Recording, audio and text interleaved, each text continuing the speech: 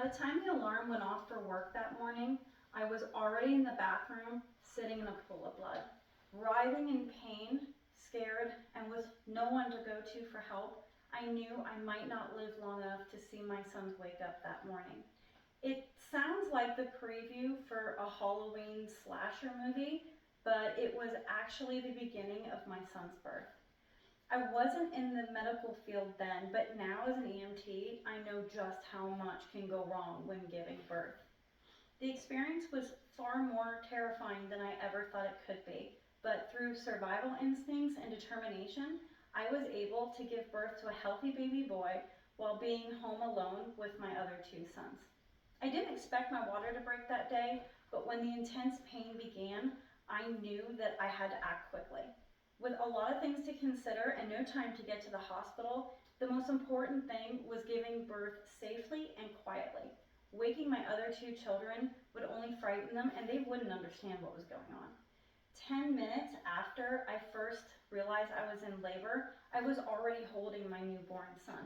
Minutes after that, EMS was at my door and I realized what my calling in life should be.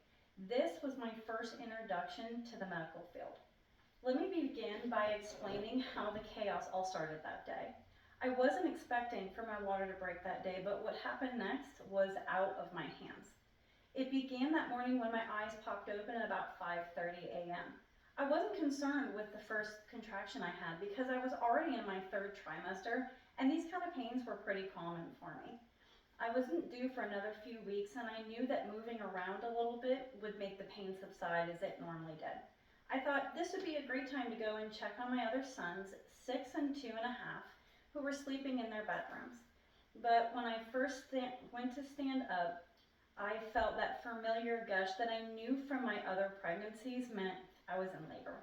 I still stayed calm knowing I had time and took a few steps to prepare my hospital bag, but I didn't get more than just a few feet before I felt a really concerning pressure and I felt my baby drop dramatically lower than where he had been sitting.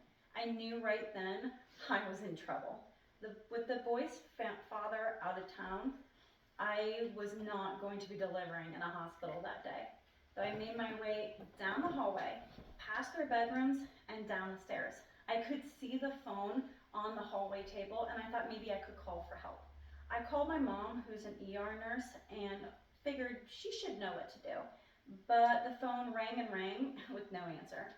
At this point, the only thing I could do was to call 911. With the dispatcher on the line, the profuse bleeding began. She told me make sure my front door was unlocked, stay calm, and EMS would be there soon. But by this point in time, you probably already know that soon wasn't quite quick enough. Next, I'll tell you about the surprising arrival of my son. With 911 on the way, I knew that I had to find a place to prepare to give birth that I was not going to be able to delay. I didn't know where I was going to bring my son into the world, but it had to be someplace close to the front door. So the bathroom was the only place that lent itself at that time, but I could no longer walk. Leaving a trail of blood behind me, I got on my hands and knees and began to crawl into the bathroom. Next, I needed to decide what materials I might need for his delivery. I had no other medical experience other than just the other pregnancies and deliveries that I had, but I assumed that supplies would be important. So as I crawled into the bathroom, I grabbed my toddler son's shoe and took it in with me. I assumed that I could just pull the laces out and I'd be able to tie the cord afterwards. But I made my way into the bathroom and I grabbed the towel that was hanging above my head, but before I could think any further, the urge to push overcame me. I sat as quietly as I could and dug my nails into the towel. The thought flashed into my head that I might not live to see my newborn baby's face. I also wondered if I'd live to see my other two children and how EMS would even know that they were upstairs if they came in and I wasn't awake. With one good push, my little guy arrived, and all I could do was stare in shock.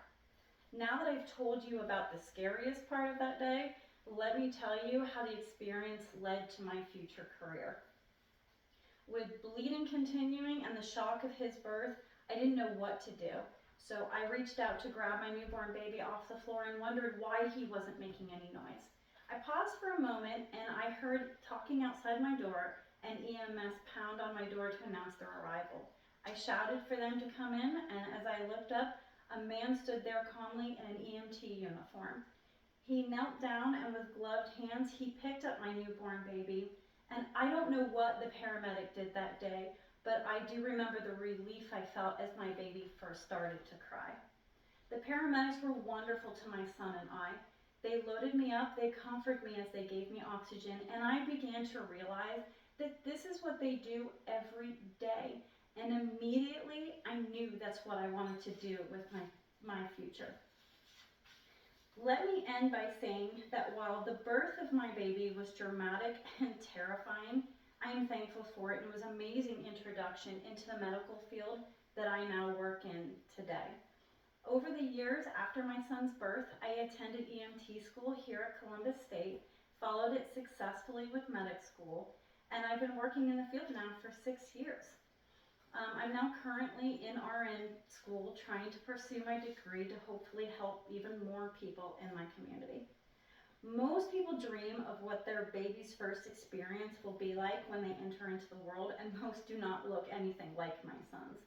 At-home births are pretty uncommon, and according to the National Vital Statistics Report of 2020, more than 1.26% of all babies are actually born at home.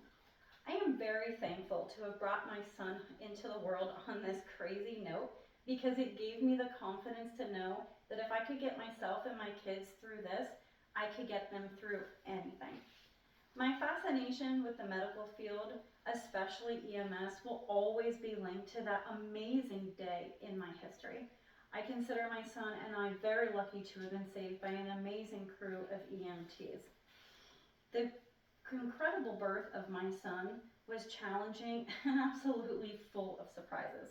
My little guy is now 16 and still continues to give me as many twists and turns as he did on the day he was born.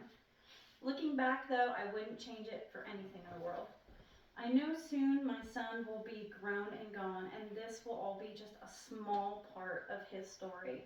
But I'm trying as hard as I can to hold on for as long as I can and always remember the amazing moment that him and I first started his life together. Thank you. Thank you.